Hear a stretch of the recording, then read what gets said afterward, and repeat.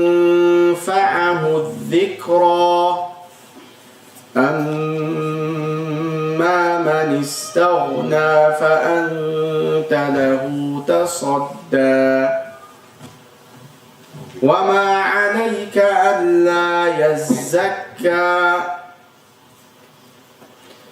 وأما من جاءك يسعى وهو يخشى فأنت عنه تلهى صدق الله العظيم. اللهم صل على محمد وعلى آل محمد كما صليت على إبراهيم وعلى آل إبراهيم إنك حميد مجيد.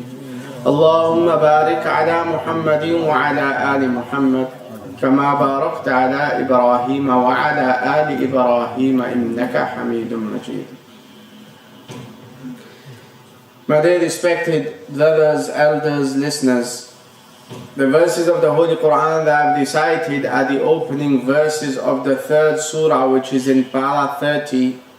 The name of this surah is Surah Abbas.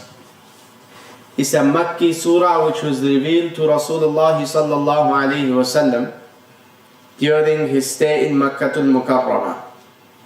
This surah consists of short 42 verses, ayats. Allah subhanahu wa ta'ala has mentioned 3 subjects and topics in this surah. As the previous surahs, Allah subhanahu wa ta'ala has mentioned about the day of resurrection. The day of resurrection has been described in many surahs in the Quran in different ways.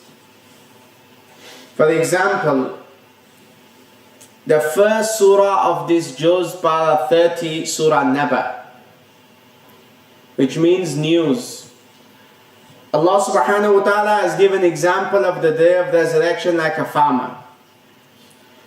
When the farmer plants the seed, and after some time the growth of the seed or the time comes where you need to cut the crops, just as this is certain, the day of resurrection is certain. Allah subhanahu wa ta'ala describes the day of resurrection in Surah Ad-Dahr, or another name for it is Surah Insan, Para 29. There are some people that are the abrar, the pious people, and there are some that are the fujjar, the bad people, the ones that have done the evil doers, and what will happen to them. Surah Nazi'at, the surah which is previous to this surah, Surah Abbas, Allah has mentioned also about the day of resurrection. فَإِذَا جَاءَتِ الطَّامَّةُ الْكُبْرَى.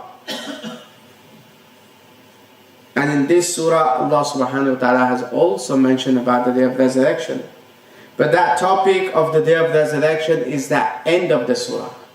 That there will be such a loud noise when the day of resurrection will come that people will be distant from their family members. No one will be even willing to give one good deed that they have to their family member, to their mother, to their father, to their brother, to their wife, any family member, not even one good deed that they have, but they will be running away from them. This is how the day of resurrection will be.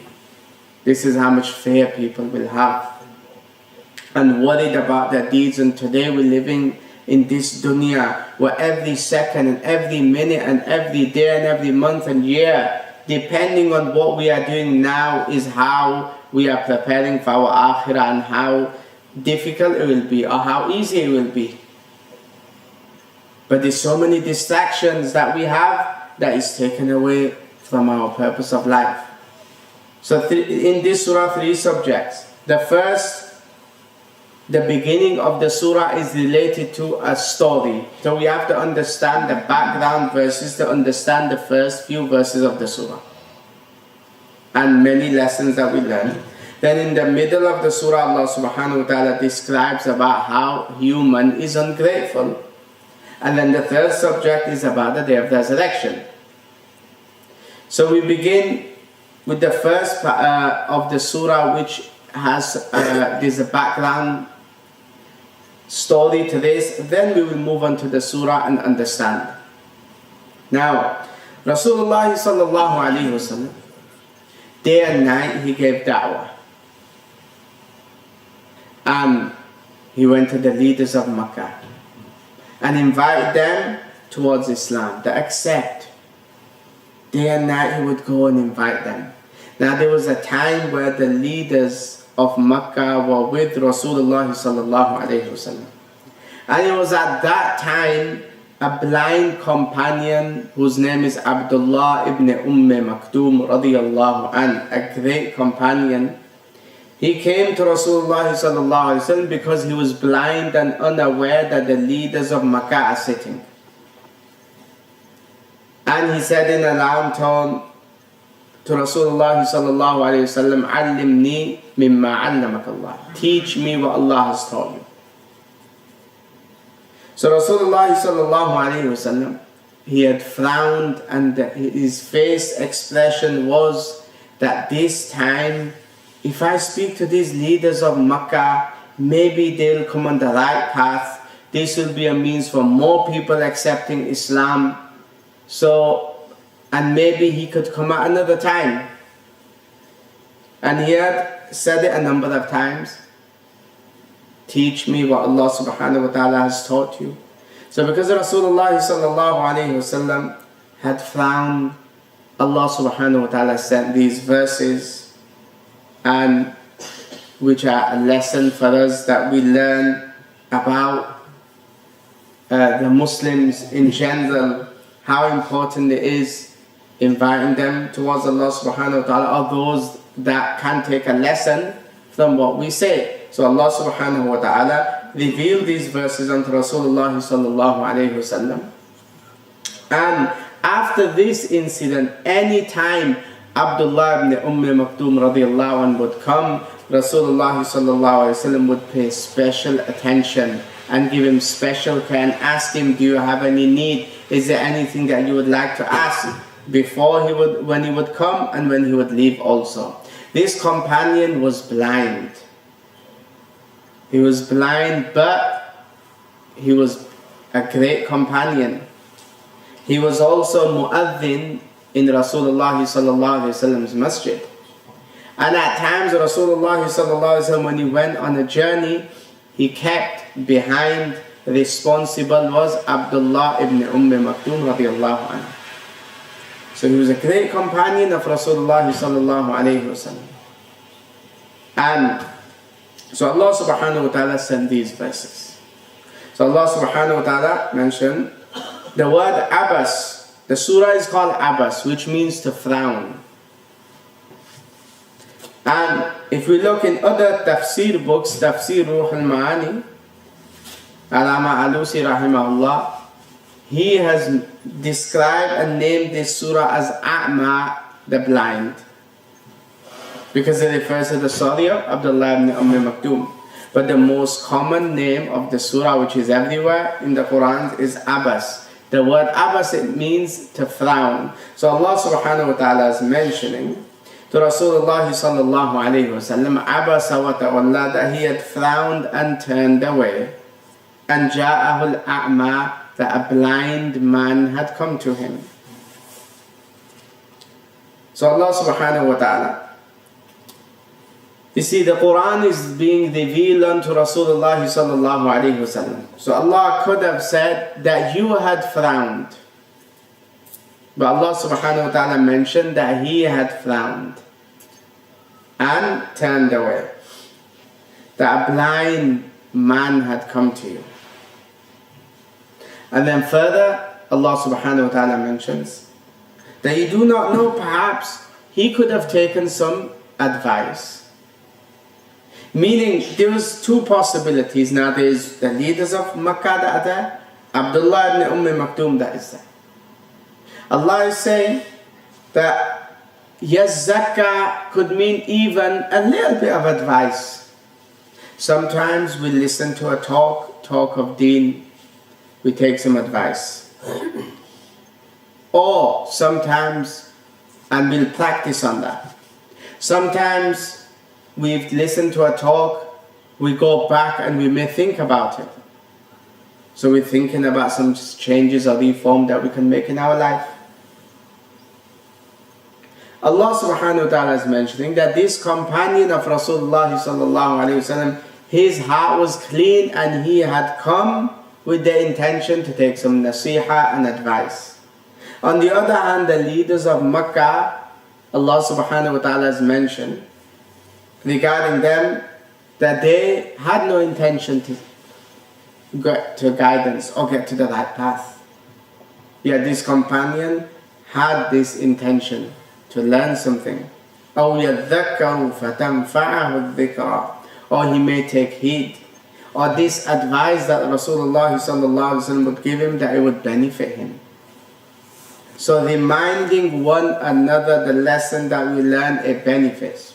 Sometimes a father may advise his son. Let's look at an example like sadaqah and charity. So the child could be 8 years old, 7 years old, and the father encourages his child that you should give sadaqah. Or possibility is that he gives his son some money and says, put this in the charity box. Now this advice, maybe the son will practice after 30 years, when he has his own money, or after 10 years, after 15 years. But the seed has been planted. It's not always the advice that is given that is an immediate response. That response might come after 5 years, it might come after 10 years.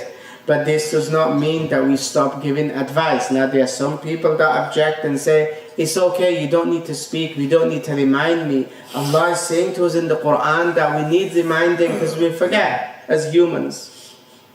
Insan is telling us the word that we are humans, that we are forgetful.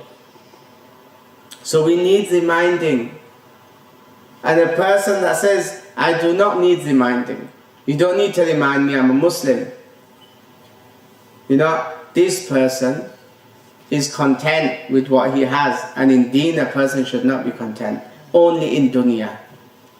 If a person says, then it's fine. If someone comes and you are telling them, I have a big opportunity for you to get thousands of pounds. And you say, it's fine, you don't need to tell me, I'm happy with what I have. That's fine, you can be content in the dunya. But for deen and for iman and Islam, we should not be content. If someone gives us any advice, then we should take and sometime, and we have to remind also. We have to remind our family members. We have to remind our children. We have to remind the wife, our mothers, our sisters, the Muslims in our locality. We have to remind them about Allah subhanahu wa ta'ala and akhirah, because this advice may benefit. It's like planting seeds. It may benefit them after 5 years, 1 year, but it will benefit them. And if they begin to do the right thing, then each deed that they do will get the reward. Whoever directs someone towards a good deed, he will get the reward equal of the doer. So this is a very important lesson that we learn. Sometimes we come and pray, we come to the masjid, but we don't advise our children. And this is why we see the masjid is full of those elders, mashallah, with the white beard now, that have spent time here. But where is the youth? We have to bring our children to the masjid. And this is the time I always tell the students that over the weekend, come and pray salah in the masjid. Parents, when they can, not for every salah, but some prayers, bring the children to the masjid. How will they get used to the environment of the masjid? It's a way that the iman is protected. If they're not coming to the masjid, what's going to happen to their iman? They're praying salah, they're in a good environment. This is protection for the iman.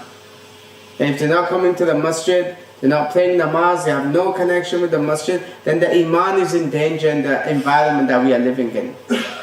And then it's too late approaching the imam or approaching the people in the masjid and crying, my son has gone astray, when we had the chance and the opportunity to do what we can for them before, but we had not taken any time out for them. So nasiha and advice reminding others is our responsibility. Amr bil ma'roof, nahi anil munkar, enjoining in good, forbidding evil is our responsibility and our duty as Muslims, and we have to do it. It will benefit ourselves and it will be a reminder for others. Constantly we have to be reminding others about Allah, about Akhirah. And this was the practice of the Sahabas. They would remind one another. Abu Bakr radiallahu anhu remind Umar radiallahu anhu about the verse وَمَا مُحَمَّدٌ إِلَّا رَسُولٌ. Umar radiallahu anhu said, it was though I've heard this verse the first time. This is the reminder and how it benefited him. Then Allah subhanahu wa ta'ala further says, أَمَّا مَنِ اسْتَغْنَى. As for the one who feels that he is content, istighna, a person that does not bother and feels that it's not in need. Sometimes we approach Muslims and speak to them, they say, I'm not in need of what you're saying or the reminder that you're doing. I know about namaz. Yet they probably 95% could not even read sana or ruku or what we read in tashahud sitting properly. But they'll be like, I know everything. You don't need to tell me anything. When the Jamaat brothers go reminding others, sometimes people knock on, I know. You don't need to remind me about anything. Yet how much do they really know is a question itself about Islam and about Allah and about Akhirah. But yet, what is the approach? Content. I know everything.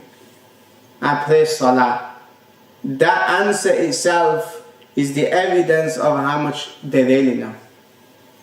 Is praying Salah the complete deen? It's one responsibility, the greatest responsibility that Allah has given us.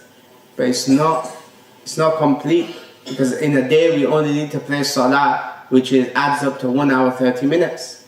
What do we do the rest of the time? So Allah subhanahu wa ta'ala mentioned, the one that feels not in need, and this is how the leaders of Quraysh were. And then Allah subhanahu wa ta'ala mentions His Prophet sallallahu alayhi wa sallam. And then for them that you turned away from Abdullah ibn Maktoum, and if they did not take your advice, then it would make no difference to you, because they were not Muslim anyway. As for the one who came to you, he came running and he was fearful. Two qualities that Abdullah ibn Maktoum had. He had the zeal to learn, and he had the fear of Allah. And who is certifying that? Allah. One is a certified like meat and chicken HMC. Sometimes you think, is this HMC? Is it certified? Allah is certifying that this companion had these two qualities. He had the zeal to learn and he was fearful. If we go into the previous surah, Surah Nazi'at, what did Allah mention about Fir'aun? ثُمَّ أَدْبَرَ يَسْعَى وَأَهْدِيَكَ إِلَىٰ رَبِّكَ فَتَخْشَى. Two things. Musa alayhi salam told to go and give da'wah to Fir'aun, and Allah said, he's not coming towards the right path, he's going the opposite way. And he's not fearful. If you give guidance to him, he may become fearful. So he's going the opposite way. And in this surah, Allah has mentioned this companion has these two qualities, the one that is coming to you. And who's certifying it? Allah subhanahu wa ta'ala. And as for these leaders of Makkah, they have no interest in this. So then, Rasulullah sallallahu alayhi wa sallam, all the time when this companion was there, he would call him and give him special attention. He was a great companion. He was blind, yet a person that is blind is unable to do anything, but he was well learned also in reciting the Quran, teaching people the Quran. And he was the same companion that presented almost 7 reasons why he could not pray salah in the masjid. And they were all reasons which were all valid in the sense of being, he could be excused. He said, I am old, I am blind, and because when I come to the masjid it's possible that some animal can attack me. I'm weak. The masjid is far from my house. Rasulullah sallallahu alaihi wasallam asked, can you hear the adhan? He replied, yes. So Rasulullah sallallahu alaihi wasallam said that come to the masjid. There was concession for him, but Rasulullah sallallahu alaihi wasallam knew that his iman is so powerful that he can go for the azima. He can go for what's more better. Today, living not half a mile away from the masjid, closer than that, azan on the speakers is going in our ears, but it's not making no difference that we come to the masjid. In the time of Rasulullah sallallahu alaihi wasallam, if the azan has reached you in your home, there was no if or but they would be in the masjid. So this is something that we have to consider, look into. We've got to work and give time to work. It's our responsibility. We have to give time to our families, our responsibility. We have to give time to the deen of Allah. Because no one, look, in this surah Allah is telling us who you're working for. People say, I'm working for my children, I'm doing this. But there's a time and there's a limit that we have to put an end to that and spend time for Allah. Because these children are going to run away from the Father on the day of resurrection when He says that, give me one deed. So preparation for the akhirah has to be made. And that cannot come before anything. Then we have our responsibilities that Allah has given us. We have to do our best and fulfill them in the best manner. May Allah give us the ability to understand and to spread unto others. Ameen. سبحان ربك رب العزة عما يصفون وسلام على المرسلين والحمد لله رب العالمين.